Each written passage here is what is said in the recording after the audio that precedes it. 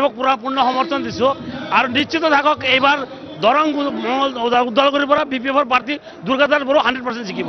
সংখ্যালঘু যিসকল ভোটাৰ আছে 100% ভোট পাব, টেনশ্যন ল'ব নালাগে আপোনালোকে, চাই থাকক খালি 100% খালি পাব, ভোট পাই যাব, সকলোৱে ভোট দিব। আমাৰ জেগা নাই ভোট দিয়াৰ কাৰণে, আমাৰ ৰাইজে ভোট দিবৰ কাৰণে ৰখি আছে। দুৰ্গাদাস বড়ো যোগ্য প্ৰাৰ্থী, তেখেতে ভোট জেগাত জিকিব।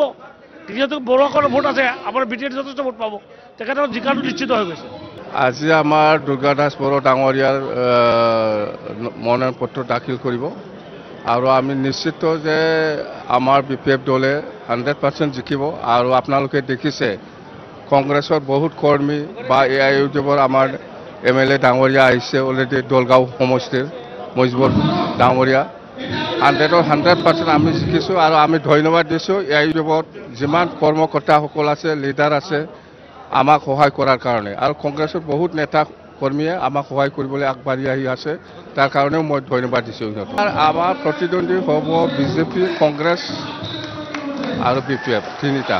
গুৱাহাটীতো দিব, মানে কেণ্ডিডেট ঠিক হোৱা নাই আৰু বৰপেটাটো হৈ গ'ল, আমি ডিক্লেয়াৰ দিবলৈ বাকী আছে।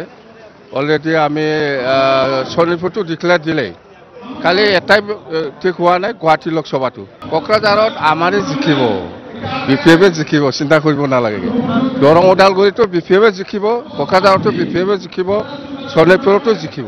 নাই, কোনো দলৰ লগত আমাৰ মিত্ৰতা কৰা নাই, কংগ্ৰেছৰ লগতো নাযায়, বিজেপিৰ লগতো নাযায়, কাৰো লগত নাযায় আমি।